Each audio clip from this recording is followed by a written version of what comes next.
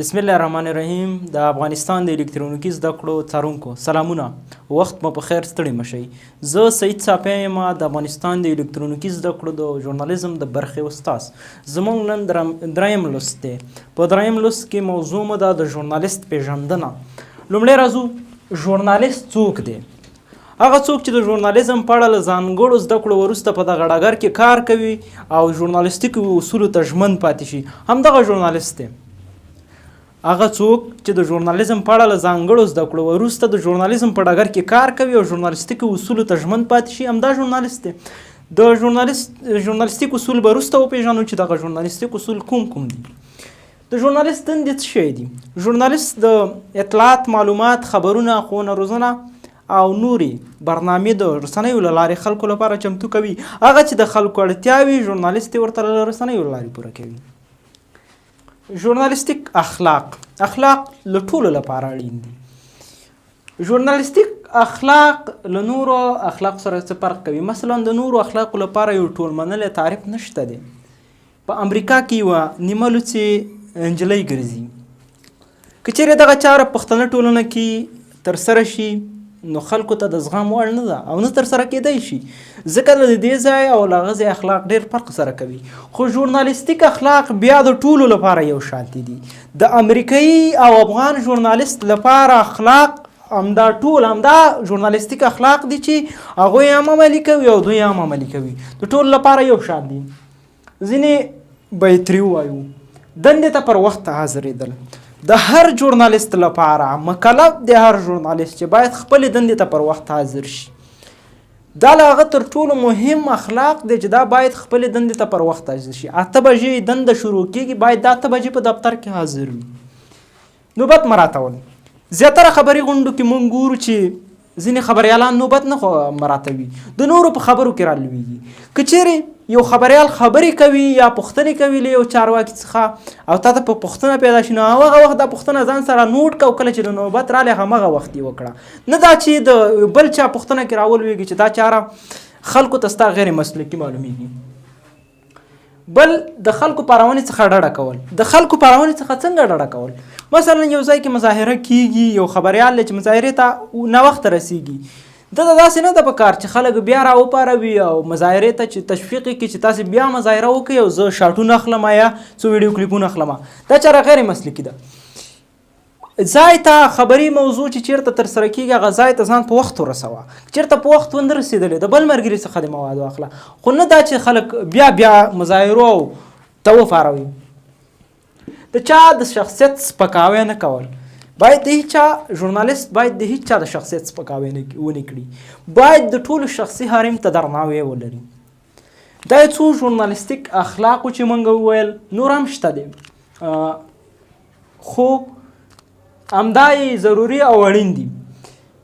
د یو ژورنالیست لپاره نړیوال اصول، د هغه نړیوال اصول دي چې باید هر ژورنالیست یې عملي کړي. لومړی رښتینولي. ژورنالیستان ټول باید رښتیني واوسي، نه دا چې دروغ خپاره کړي. ژورنالیست باید هغه څه خپاره کړي کوم څه چې ترسره کیږي، نه دروغ. که یوه پیښه کې 10 تنه وژل شوي، باید ژورنالیست همدغه 10 تنه خپاره کړي، نه دا چې زیاتې کې 11 یا کم کې 9. ژورنالیست هیڅ حق نه لري چې په تعداد کې کمښت یا زیاتښت راولي. باید رښتینی واوسي او هغه څه وړاندې کړي چې کوم څه چې ترسره شوي وي. توازن. یو خبریال مکلف دی چې په خپل ریپورټ کې توازن وساتي. که د دوو لورو څخه یو ریپورټ کې 2 لوري وي، نو باید له دواړو لورو څخه سره وغږیږي او له دواړو لورو څخه خبرې واخلي، نه دا چې له یوې لورې سره وغږیږي او بل لوری پرېږدي. نه، دا اصول دي وضع شوي دي د یو ژورنالیست لپاره چې باید په خپل راپور کې توازن وساتي. دواړه لوري وي او که 3 لوري وي که 4، ټول سره باید وغږوي، له ټولو څخه خبرې واخلي. دریم انصاف. زیاتره کسان انصاف او توازن یو رقم تعریفوي، که نه داسې نه ده. انصاف او توازن سره فرق لري. دا خو توازن شو چې دواړو لوري سره باید وغږول شي، دواړو لورو سره خبرې وشي، دا توازن شو.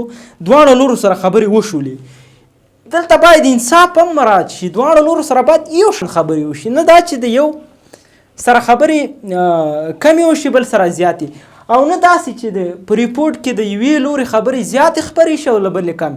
نه، د دواړو لورو باید یو ډول خبرې خپرې شي، هم ورسره باید انصاف وشي او هم توازن. بل کرهوالی، خبریال مکلف دی چې باید تل کره معلومات راټول کړي. که یو ژورنالیست ته څوک ووایي چې دغه ځای کې پیښه شوې ده او دغه معلومات دي، ژورنالیست نه دی مجبور چې همدغه معلومات خپاره کړي، باید پلټنه پسې وکړي، سرچینې باید وغږوي او هغه کره معلومات پیدا کړي کوم چې کره دي. کرهوالی تر ټولو مهم دی. د ژورنالیست لپاره مهم اصل بېفریتوب دی. ورور سره باید خپلوي نه ونه پالي، دوست سره باید دوستي ونه پالي، ځکه چې دا شیان ژورنالیزم په ډګر کې نه کیږي. دوستي، خپلولي، انډیوالي دا شیان په ژورنالیزم کې نه کیږي. باید بېپرې پاتې شي، هیڅ ګوند پسې باید ځان ونه تړي، هیڅ چا پسې باید ژورنالیست ځان ونه تړي. ژورنالیست خپلواکه دی، باید خپلواکه پاتې شي او هیڅ ډلې ټپلې پورې ځان ونه تړي او د نه د کومې ډلې په ګټه باندې څه خپاره کړي. ژورنالیست باید هغه څه خپاره کړي چې ټولنه ورته ضرورت لري، باید د ټولنې لپاره کار وکړي. دقت، ژورنالیست باید تل دقیق اوسي او د هغه څه په لټه کې شي چې دقیق وي. دروغ باید خپاره نه کړي. ژورنالیست مجبور دی چې دقیق او کره معلومات پیدا کړي او خپاره یې کړي. باید ژورنالیست سرچینې بار وپوښتي، یوه سرچینه نه باید څو سرچینې وپوښتي. د یوې موضوع اړوند چې څومره سرچینې دا شي کولی وپوښتي، باید له ټولو څخه پوښتنې وکړي تر دې چې دقیق معلومات پیدا کړي هماغه خپاره کړي. باید دقت ته زیات پام وکړي. دقت ترڅنګ بل مهم اصل سرعت دی. زیاتره وخت رسنۍ دقت د سرعت قرباني کوي. داسې مه کوئ، دقت د سرعت مه قرباني کوئ چې بیا ستونزې هم جوړېږي، غیر دقیق معلومات یې خپاره کړي وي ځکه چې د سرعت قرباني کړي وي. سرعت هم پکار دی، خو له سرعت وړاندې مهم اصل دقت دی. که سرعت د دقت قرباني کړو، یو خبره دغه دومره زیان رسنۍ ته نشي اړولی، خو که چیرې دقت د سرعت قرباني شي شاید چې زیان واړوي. خو باید په دواړو باندې ژورنالیست مکلف دی چې دواړه مراعات کړي. که چیرې هم سرعت وساتي او هم دقت، نو دا تکړه ژورنالیست دی او ښه ژورنالیست دی. بل د شخصي حریم درناوی، دا مو مخکې هم وویل چې باید ژورنالیست د خلکو هغه چا سره چې مرکې کوي د شخصي حریم درناوی وکړي. ځینې وخت یوې مرکې ته ژورنالیستان ځي، خو دغه میک د مرکې وړاندې ان پاتې کیږي او دلته د ژورنالیست او مرکه کوونکي ترمنځ ځینې خبرې کیږي. ژورنالیست نه دی مکلف چې دغه خبرې خپرې کړي، ځکه چې دا خو د مرکې نه وړاندې شوي دي. باید د شخصي حریم د کس د شخصي حریم درناوی وکړي او دغه خبرې خوندي وساتي، خپرې نه کړي. په دې کې بله مسله هم شي کېدی، که یو مرکه کوونکی له تا وغواړي ځینې خبرې در سره وکړي، وروسته نه وغواړي چې زما دا خبرې مه خپروه، شاید دندې ته زیان رسي، شاید ژوند ته زیان رسي. باید دغه خبرې بیا ژورنالیست خپرې نه کړي که چیرې مرکه کوونکی وغواړي.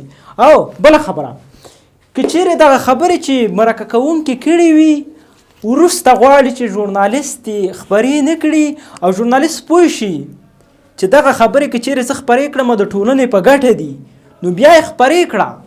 که چیرې دغه خبرې دغه کس د ژوند په خطر کې اچوي یا نور څه په خطر کې اچوي، بیا یې مه خپروه. خو په دې صورت چې د ټولنې چیرې د ټولنې په ګټه وي بیا یې خپرې کړه. بل حقایق معلومول. یوه سرچینه په یوه مرکه کې د ژورنالیستانو سره خبرې کوي، ځینې خبرې ورته کوي، مثلا یوې موضوع په اړه چې دا داسې شوي. ژورنالیست باید سم د واره د خبرې خپرې نه کړي، مقابل لور هم باید وغږوي او حقایق معلوم کړي چې حقایق څوک دي او ما حقایق څه شی دي، ما حقایق خپاره کړي. د پټو سرچینو خوندي ساتل دا یې مهم اصل دی. ځینې وختونه خاص په افغانستان کې دغه مرکه کوونکو سرچینو ته ستونزې پیدا کیږي، دا زیات په څېړنیزو راپورونو کې. کله چې یو ژورنالیست څېړنیز راپور جوړوي نو ځینې خلک ورسره خبرې کوي په دې شرط چې باید سرچینې خوندي وساتي، یا یې نوم خپور نه کړي، تصویر یې خپور نه کړي. نو په دې وخت کې باید ژورنالیست همغسې وکړي کوم څه چې ورته سرچینه وایي، باید سرچینې خوندي وساتي، پټه وساتي. یوازې له محکمې پرته بل څوک د ژورنالیست څخه د پټې سرچینې پوښتنه نشي کولی، او نه څوک حق لري چې د ژورنالیست څخه د پټې سرچینې پوښتنه وکړي. دا و د ژورنالیست لپاره نړیوال اصول چې ومو ویل. هر ژورنالیست مکلف دی چې همدغه اصولو لاندې خپله دنده ترسره کړي. اوس راځو د ژورنالیست ځانګړنې. ژورنالیست باید ډېرې ښې ځانګړنې ولري. یو څو یې موږ دلته وایو. هر اړخیزه مطالعه. هر ژورنالیست خبریال مکلف دی چې هر اړخیزه مطالعه ولري. په هرې برخه کې باید دا مطالعه ولري. مثلا که د طب په برخه کې دا راپور جوړوي باید د طب هغه اساسي معلومات دا له ځان سره ولري. همداشان که په بله برخه کې ورزشي برخه کې که یو ژورنالیست راپور جوړوي، کار کوي، خپرونه جوړوي، باید د ورزش سره اشنایي ولري. پراخه اړیکې. هر ژورنالیست مکلف دی چې پراخ اړیکې ولري، له هر چا سره اړیکې ولري، د دولتي چارواکو سره، عامو خلکو سره، ورزشکارانو سره، ډاکټرانو سره. دا باید له نورو ډېرې اړیکې ولري او د اړیکو د پاللو ښه مهارت ولري. ژورنالیست مکلف دی چې پراخ اړیکې ولري او د اړیکو د پاللو ښه طریقې سره ورته زده وي او د هغه اړیکې ښې وپالي. مسلکیتوب. ژورنالیست باید خپل مسلک ته ژمن پاتې شي، همدغه خپل مسلک لپاره کار وکړي او دا باید مسلکي وي. په بیان پوهېدل تر ټولو اړینه ده چې ژورنالیست باید په بیان پوهېږي. ژورنالیست باید وکولی شي چې د 1 2 3 10 20 زر 2000 ډېرو خلکو په تر مخې خبرې وشي کولی او ډېرې ښې خبرې وشي کولی. دا ژورنالیست لپاره مهم دي. نورې ځانګړنې هم شته. ډېر به تاسو اورېدلي وي چې ژورنالیزم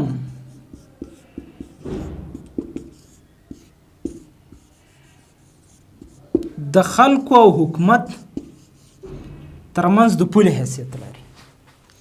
بلکل ژورنالیزم د حکومت او خلکو ترمنځ د پولې حیثیت لري. دا پوله ژورنالیست دی چې ټینګی ساتي. همدا ژورنالیست